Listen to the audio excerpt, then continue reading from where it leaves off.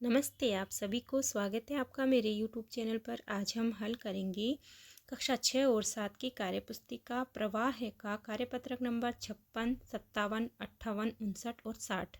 हम इन पांचों कार्यपत्रकों को हल करें उससे पहले मेरी आप सभी से रिक्वेस्ट है कि आपने अभी तक मेरा चैनल सब्सक्राइब नहीं किया है तो चैनल को सब्सक्राइब करें, वीडियो पसंद आए तो लाइक और शेयर करें और इसी प्रकार के हिंदी के अनेकों वीडियो देखने के लिए चैनल को चेकआउट करें। तो कार्यपत्रक नंबर 56 है। इसकी दक्षता है गद्यांश पद्यांश को पढ़कर समझ के साथ उत्तर दे पाना। निम्नलिखित कविता को पढ़कर दिए गए प्रश्नों के उत्तर लिखिए। राणा था रणधीर अकेला, था प्रताप प्रणवीर अकेला, साहस का पुतला था भारी, मेवाड़ी सपूत अलबेला, मर्यादा का प्रतिपालक था, दुश्मन का प्रतिफल घालक था, अंत समय तक टेक न छोड़ी, वह स्वराज्य का संचालक था। तो ये एक पद्यांश है। इसमें से जो प्रश्न है वो नंबर 1 है।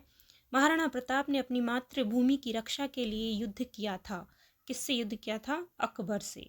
तो फर्स्ट बॉक्स में हम राइट लगाएंगे। दूसरा प्रश्न है, महाराणा प्रताप ने अंत समय तक टेक न छोड़ी। प्रताप की क्या टेक थी? तो बच्चों, टेक मीन्स होता है जिद। तो महाराणा प्रताप की जो टेक थी वो थी मेवाड़ को आज़ाद कराने की। प्रश्न नंबर 3 है, प्रतिपालक शब्द में क प्रत्यय लगा हुआ है। आप भी इस पद्यांश में से ऐसे शब्द ढूंढकर लिखिए। तो प्रतिपालक की तरह ही यहाँ पर है प्रतिफल, प्रति और फल से बना है। प्रणवीर, प्रण और वीर से बना है। रणवीर, रण और वीर से बना है। और संचालक, संचालक में सम, उपसर्ग और चालक शब्द हैं। इनको मिलाकर इस तरह से ये शब्द यहाँ पर बने हैं। प्रश्न नंबर 4 है, महाराणा प्रताप ने अपने देश की स्वतंत्रता के लिए संघर्ष किया, कभी हार नहीं मानी। ऐसे ही महान देशभक्तों के नाम लिखिए।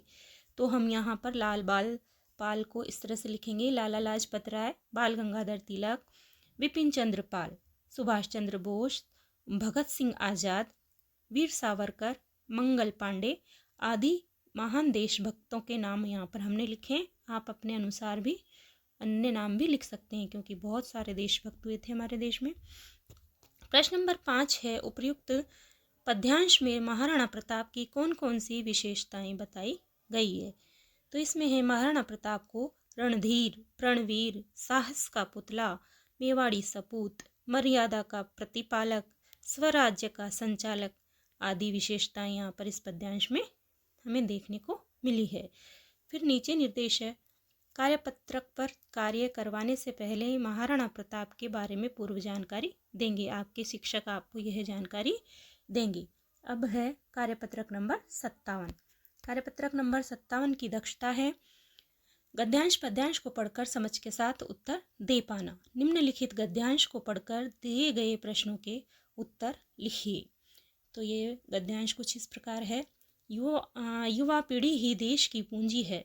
जब बच्चे स्कूल में पढ़ने जाते हैं तो शिक्षक उनके आदर्श होते हैं, उन्हें ही अपना हीरो मानते हैं, अपने गुरु की हर एक स्थिति को अपनी बनाना चाहते हैं, अपने जीवन में ढालना चाहते हैं। यही अमिट छाप बच्चों के साथ जीवन भर रहती है। इसलिए शिक्षक अपने जीवन को इस तरह जिए कि देश की युवा पूंजी सुदृढ़, सच्ची व योग्य बने। इसमें पहला प्रश्न है कि देश की पूंजी बताया है, तो देश की पूंजी युवाओं को बताया है। सेकंड बॉक्स में हम राइट का निशान लगाएंगे। दूसरा है, युवा जनों के आदर्श होते हैं। तो यहाँ पर शिक्षक के बारे में बताया कि शिक्षक युवा जनों के आदर्श होते हैं। हम यहाँ पर फर्स्ट बॉक्स में राइट लगाएंगे। तीसरा है, इस गद्यांश का शीर्षक हो सकता है। तो तीसरा प्रश्न और तीसरा बॉक्स राइट के लिए आदर्श शिक्षक यहाँ पर इस गद्यांश का शीर्षक होगा। प्रश्न नंबर 4 है, योग्य का विलोम होता है। तो योग्य का विलोम होता अयोग्य। सेकंड बॉक्स में राइट लगाएंगे। प्रश्न नंबर 5 है, बच्चों पर किसकी अमिट छाप जीवन भर रहती है? तो अपने शिक्षक की विभिन्न विशेषताओं की छाप बच्चों के जीवन पर रहती है। प्रश्न नंबर 6 है, शिक्षक को अपना जीवन किस प्रकार जीना चाहिए? तो शिक्षक अपना जीवन इस प्रकार जिए कि देश की युवा पूंजी सुदृढ़, सच्ची और योग्य बने। प्रश्न नंबर 7 है, अपने प्रिय शिक्षक के बारे में लिखिए तथा यह भी बताइए कि वो आपको अच्छे क्यों लगते हैं। तो मेरे प्रिय शिक्षक मेरे हिंदी के अध्यापक हैं। वे हमें हमेशा प्रेरित करते रहते हैं, हमेशा हर प्रकार से हमारी मदद के लिए तैयार रहते हैं। वे मानवता के अनेक गुणों की खान हैं, इसलिए वो हमें अच्छे लगते हैं। अब है कार्यपत्रक नंबर 58। कार्यपत्रक नंबर 58 की दक्षता है गद्यांश पद्यांश को पढ़कर समझ के साथ उत्तर दे पाना। तीनों की एक की जैसी दक्षता है, तो इसमें जो गद्यांश है उसको हम पहले पढ़ लेते हैं। पैदल चलना हमारे जीवन का अहम हिस्सा है। प्रातः सूर्योदय से पहले उठकर दैनिक शौच कर्म से निपटकर हमें सूर्य का अभिवादन करना है। सुबह जितना संभव हो पैदल चलना चाहिए। सुबह की बहती हवा हमारी प्राणवायु है। पक्षियों का चहचहाना, पेड़ पौधों की सुगंध हमें बहुत पूरा दिवस एक ऊर्जा के से जीने की ताकत देती है। इस आदत को अपनाने से रोग हमसे दूर रहेंगे और शरीर हमारा निरोग रहेगा। तो ये गद्यांश है, इसमें से पहला प्रश्न है, उपयुक्त गद्यांश में महत्व दर्शाया है। तो पहला इस पे राइट है, पैदल चलने का महत्व दर्शाया है। दूसरा है, अभिवादन करना शब्द का सही अर्थ है, तो इसका होगा स्वागत करना। तीसरा है, प्राणवायु किसे कहा गया है। सुबह की बहती हवा हमारी प्राणवायु है।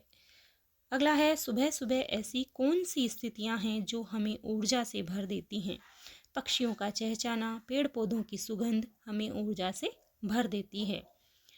पांचवा है, वह कौन सी आदत है जिसे अपनाने से हम निरोग रहेंगे।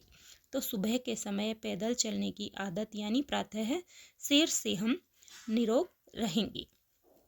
प्रश्न नंबर 6 है, सुबह पैदल चलने से क्या क्या फ़ायदे हैं, लिखिए। तो सुबह पैदल चलने से हम कई रोगों से बचे रहेंगे, हमारा शरीर निरोग रहेगा और हम पूर्णतया स्वस्थ रहेंगे। तो ये हुआ कार्यपत्रक नंबर 58। अब हम चलते हैं कार्यपत्रक नंबर 59 की ओर। इसमें भी वही दक्षता है। निम्नलिखित गद्यांश को पढ़कर दिए गए प्रश्नों के उत्तर लिखिए। तो इसका गद्यांश है उसको हम पहले पढ़ लेते हैं। भारतीय डाक व्यवस्था का जो उन्नत स्वरूप आज हमारे सामने है वह हजारों वर्षों के लंबे सफर की देन है। भारत जैसे विशाल एवं विविधतापूर्ण देश को डाक व्यवस्था ने एकता के सूत्र में बांधा है। इंटरनेट के युग में भी हाथों से लिखे शब्दों का स्नेह इसी डाक प्रणाली ने जीवित रखा है। सबके सुख दुख को एक जगह से दूसरी जगह पहुंचाने में हमारी डाक व्यवस्था व डाकिये धुरी का काम करते हैं। पहले कबूतर भी हमारे डाकिये हुआ करते थे, अब तो वे विश्व शांति के लिए उड़ाने के काम आते हैं। तो इसमें से पहला प्रश्न है, अब तो वे विश्व शांति के लिए उड़ाने के काम आते हैं। कौन? कबूतर। तो दूसरे बॉक्स में हम राइट लगाएंगे कबूतर वाले में। प्रश्न नंबर 2 है, भारतीय डाक व्यवस्था से संबंधित जो वाक्य सही नहीं है उस पर निशान लगाइए। तो तीसरा बॉक्स है, इस पर हम राइट लगाएंगे कि हमारी डाक प्रणाली मृत है, ये गलत है।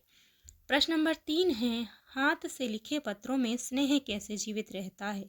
तो हाथ से लिखे पत्रों में व्यक्ति अपने मन के भावों और प्रेम को शब्दों का रूप देकर पत्र को सजीव कर देता है, जिससे स्नेह पत्र में झलकता है। प्रश्न नंबर 4 है, भारत की विविधतापूर्ण संस्कृति को किसने एकता के सूत्र में बांधा है। तो हमारी डाक व्यवस्था ने भारत की संस्कृति को एकता के सूत्र में बांधा है। प्रश्न नंबर 5 है, डाकिये हमारे जीवन की धुरी है, कैसे। डाकिये हमारे जीवन के सुखों और दुखों को पत्रों के माध्यम से हमारे अपनों तक पहुंचाते हैं, जिससे संदेशों का संचार होता है, इसीलिए वो हमारे जीवन की धुरी है। प्रश्न नंबर 6 है, उपर्युक्त गद्यांश का सार अपने शब्दों में लिखिए। तो यहाँ हमने लिखा है, हमारी डाक व्यवस्था बहुत प्राचीन है। पहले हम संदेशों का आदान प्रदान करने के लिए कबूतर का प्रयोग करते थे, फिर ये कार्य डाकिये द्वारा किए जाने लगा और आजकल इंटरनेट का उपयोग इस काम के लिए अधिक हो रहा है। तो इस प्रकार कार्यपत्रक नंबर 59 हुआ कंप्लीट। अब हम चलते हैं कार्यपत्रक नंबर 60 की ओर। निम्नलिखित कविता को पढ़कर दिए गए प्रश्नों के उत्तर लिखिए। तो कविता हम पहले पढ़ लेते हैं। युग युग से हम रहे उपासक गेंती और कुदाली के, हल्की नोक लिए लिखते हम गीत यहाँ खुशहाली के। इंद्रधनुष के दर्शन होते या संध्या की लाली के, हल्की नोक लिए लिखते हम गीत यहाँ खुशहाली के। कोयल मोर पपीहे गाते, श्याम घटा गहराती है, मधुर स्वरों में कोकिल कंठी बहुएं गीत सुनाती है। तो इसका प्रश्न नंबर 1 है, युग युग से हम किसके उपासक रहे हैं? तो गैंती और कुदाली के। तो पहले वाले बॉक्स पर हम राइट करेंगे। दूसरा प्रश्न है, वर्षा ऋतु में आकाश में किसके दर्शन होते हैं? तो चौथे बॉक्स पर राइट होगा, इंद्रधनुष के दर्शन होते हैं। प्रश्न नंबर 3 है, वर्षा के मौसम में गीत कौन गाता है? तो कोयल पर राइट करेंगे।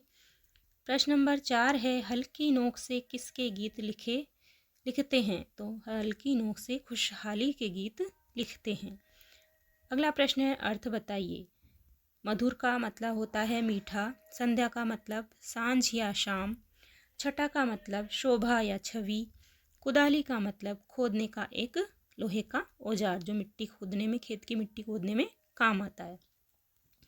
प्रश्न नंबर 6 है, किसान के घर खुशहाली कब आती है? तो जब किसान के खेतों में अच्छी फसल पैदा होती है तो उससे उसके घर में खुशहाली आती है। प्रश्न नंबर 7 है, एक साधारण किसान के बच्चे को क्या क्या सुविधा मिलनी चाहिए? तो एक किसान के बच्चे को अच्छा भोजन, अच्छी शिक्षा और जीवन यापन के लिए आवश्यक साधन सुविधाएं मिलनी चाहिए। तो इस प्रकार आज हमने प्रवाह है कार्यपुस्तिका हिंदी के कार्यपत्रक नंबर 56, 57, 58, 59 और 60 5 कार्यपत्रक हल किए हैं। इनको अपने शिक्षक के साथ डिस्कस कीजिएगा और अपनी वर्कबुक में कंप्लीट कीजिएगा। Thanks for watching.